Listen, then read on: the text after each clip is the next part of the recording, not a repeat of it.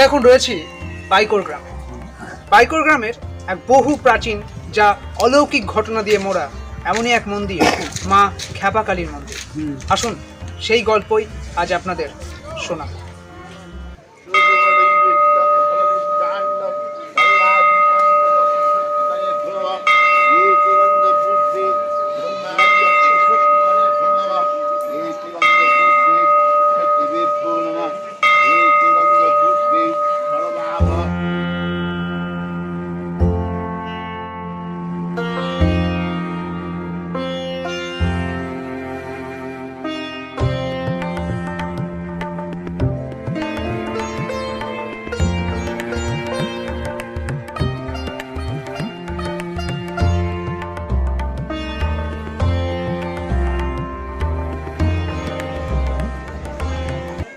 আমাদের সঙ্গে আছেন মা খ্যাপাকালী মন্দিরের প্রধান পুরোহিত নারায়ণ চন্দ্র বন্দ্যোপাধ্যায়। নমস্কার নারায়ণবাবু। নমস্কার, স্বাগত জানাই। সকলকে নমস্কার।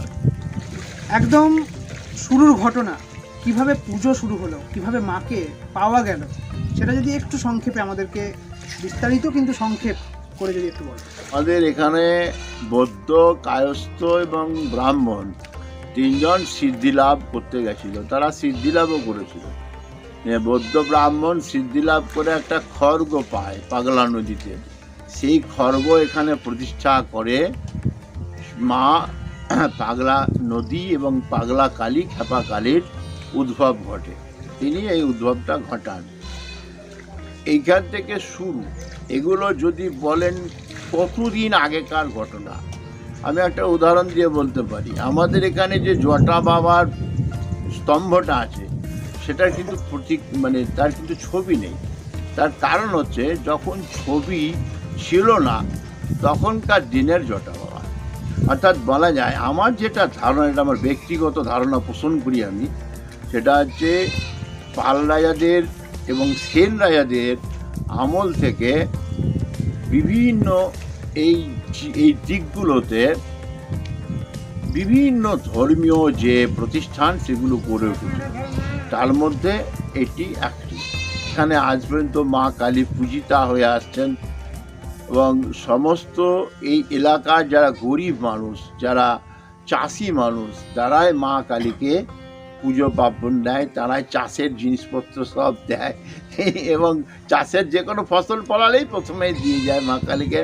তার কারণ হচ্ছে, মা কালীর চাষটা ভালো দাও, যেন করিকম্বিং খেতে পারি। এটা হচ্ছে মা কালীর কাছে একটা বিশেষ আবদার এবং সেই আবদার মা কালী পূরণ করেন। এটাই আমাদের এখানকার প্রচলিত ব্যাপার। তিনি বৈদ্য, তিনি যে খড়গটা পেলেন সেই খড়গই এখানে স্থাপন করা হলো। কিন্তু খ্যাপা কালী, খ্যাপা কেন নামকরণ করা হলো, খ্যাপা কালী কেন হলো? কথিত আছে সেই বৈদ্য ব্রাহ্মণ নাকি প্রচলিত অর্থে নাকি খ্যাপার মতো জীবনযাপন করতেন, ছন্ন ছাড়া জীবনযাপন করতেন, এবং সেই সাধকের নাম অনুসারে কি খ্যাপা কালী? বৌদ্ধ সাধক যিনি ছিলেন, তিনি এই হাজরা বংশের লোক ছিলেন, সেন হাজরা বংশের রাজবংশেরই লোক। তিনি পুরোপুরি মা কালীর জন্য ব্যথিত ছিলেন, উদ্বল ছিলেন এবং ক্ষেপিত ছিলেন। যেহেতু তিনি খ্যাপার ন্যায় আচরণ করতেন, তার জন্য খ্যাপার কালী থেকে খ্যাপা কালী হয়েছে বলে সবাই লিখেছে। কালিদাস ছিল লিখেছে, শরৎ উনিও লিখেছেন, সবাই লিখেছেন। তো খ্যাপার কালী থেকে খ্যাপা কালী, কালী খ্যাপা নয়, খ্যাপার কালী। যে এই ঠাকুর অর্থাৎ মা খ্যাপা কালী মানুষের যে মানত, সেই মানত নাকি শোনে। এই যে মানত শোনার যে ঘটনা, তার যদি কিছু দৃষ্টান্ত আমাদেরকে বলো। আমি একটা দৃষ্টান্ত জানি, যে আমাদের এখানে বিজয়ধর বলে একজন আছে, বেশ মানে সম্পূর্ণ লোক ব্যক্তি। তার বাড়িতে একটা সোনার হার হারিয়ে গেছিল, বেশ দামি, এবং সেটা মা কালীকে সে দুধগঙ্গা জলে এবং বলেছিল, মা কালী যদি আমার সোনার হার যদি না পায় তাহলে তাকে যেন শাস্তি দেয়। তো 3 দিনের মধ্যে সেই হারটা ওর বাড়ির দুয়ারে রেখে দিয়ে চলে যায়, যে নিয়েছিল সে। মা খ্যাপা কালী মাথায় ছাদ নেন না, এরকমই ঘটনা, এরকমই কথা হয়ে আসছে বা শুনে আসছেন গ্রামের মানুষজন। কতখানি সত্যি? আসল কথা হচ্ছে, যিনি সাধনা করেছিলেন, আমি তো বলছি তিনিই তো প্রকৃতির লোক ছিলেন, অর্থাৎ সাধক ছিলেন, খ্যাপা ছিলেন। তো তিনি কোনোদিন চাননি যে আমাকে কেউ বেড়া দিয়ে রাখুক বা আমাকে কেউ মানে এই ছাদ মাদ দিয়ে রাখুক। আমি প্রকৃতির মধ্যে আছি, প্রকৃতির মধ্যে থাকব এবং প্রকৃতির মধ্যেই আমি নিজে শেষ হয়ে যাব। এটাই হচ্ছে মানে চির একটা স্বতঃসিদ্ধ জিনিস, যে প্রকৃতির সঙ্গে থাকাটাই হচ্ছে আসল। মা কালী হচ্ছে প্রকৃতি, সেই যে শক্তি আরাধনা করে, সেই শক্তিগুলো কোত্থেকে আসে প্রকৃতি থেকে। সুতরাং প্রকৃতির শক্তির সঙ্গে বিলীন হতে হবে। তার জন্য প্রকৃতিরূপী কালী প্রকৃতির মধ্যেই থাকে। সবারূঢ়াং মহাভীমাং গৌরদংষ্টং বরপ্রদং হাস্যাযুক্তাং ত্রিনেত্রাঞ্চ কপালকর্তিকাকরাং মুক্ত কেশিং ললোজিহ্বাং পিবন্তিং রুধিরাং মহু চতুর্বাহুং যুতাং দেবীং বরাভয়করাং সরেৎ। ওং ক্রিং পাগলা নদীতীরবস্থিতা দশমহাবিদ্যাস্ত প্রথম বিদ্যায়া শিবা বাহন সহিতায়া ক্ষিপ্তস্য কালিকা ওই নমঃ।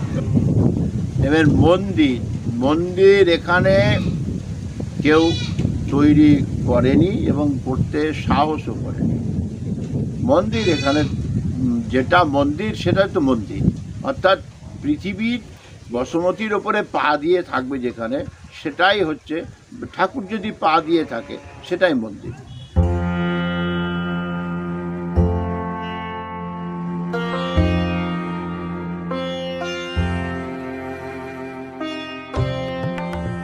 দুর্গাপূজার একাদশীতে বিশেষ পুজো হয় এবং সেই দিন বেশ ধুমধাম করে ষোড়শোপচারে পূজা হয়, বলিদান ইত্যাদি সব কিছু হয়। তারপরে দুর্গা পুজো থেকে চলে এলো কালী পূজার রাত্রে পুজো হয়। দিনের বেলায় বলিদান হয় না, রাত্রে বলিদান হয়। দুর্গা পুজো থেকে কালী পুজো থেকে নবান্নের দিন একাদশী রাত্রে একটা ব্রাহ্মণ সমাজের সভা বসে।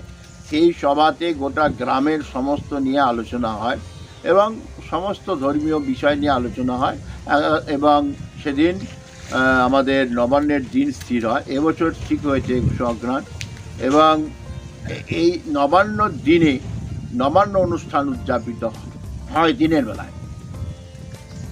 তারপরে চলে আসতে হবে একদম মাকুড়ি সপ্তমী, অর্থাৎ ভক্তমরা। এটা হচ্ছে গোটা গ্রামের পানব্রত অনুষ্ঠান, গোটা গ্রামের একটা সাজানো অনুষ্ঠান। এই অনুষ্ঠানটা গোটা গ্রামের ঠাকুর দেবতার হয়, তার সাথে বুড়ো শিব মা কালীর বিভিন্ন রকম বিষয় আছে, সেগুলো হয় প্রতি সপ্তাহে শনি এবং মঙ্গলবার ভিন নামে এই খ্যাপাকালী তলায়। শুধুমাত্র বীরভূম থেকেই নয় বা পশ্চিমবঙ্গ থেকেও নয়, ঝাড়খণ্ড, বিহার সমস্ত জায়গা থেকে মানুষেরা ভিড় করে। আমি তো দাদুর কাছে শোনা, তাতে যেটুকু জানি আমি, যে আমাদের এখানে যে পাগলা নদী আছে, পাগলা নদীতে একটা স্বপ্নাদেশে একটা খড়গ পাওয়া যায়। সেই খড়গটা আমার দাদুর যে বাবা অশ্বিনী রায়, এই অশ্বিনী হাজরা, সে নিয়ে এসে এখানে প্রতিষ্ঠা করার পর তাকে তেল সিঁদুর দিয়ে পুজো করার পুরোহিত দিয়ে পুজো করে। সেটা এখন একটা মূর্তির আকার ধারণ করেছে। সেটা মা খ্যাপাকালী রূপে আমাদের এখানে পূজিত। এখানে হিন্দু মুসলিম সবাই পুজো দিতে পারে।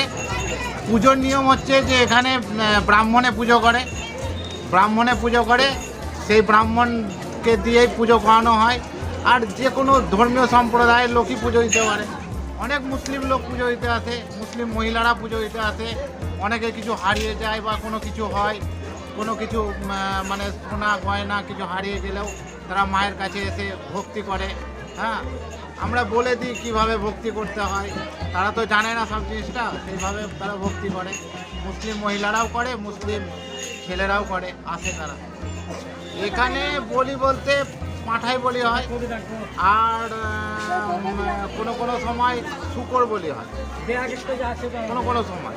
ওখানে মানে কথিত আছে বা নিয়ম আছে এখানে, যে আমরাও দেখে আসছি যে পাইকরের আশেপাশে যত পুজো হয় সমস্ত পুজোটাই মা খ্যাপাকালীর আগে পুজো হবে।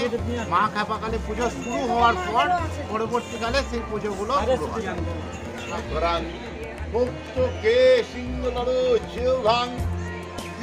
জীবন্তেং রুধিরাং মহ যদবাহুং যুদাং দেবী বরাভয়করং শরেশ্বরে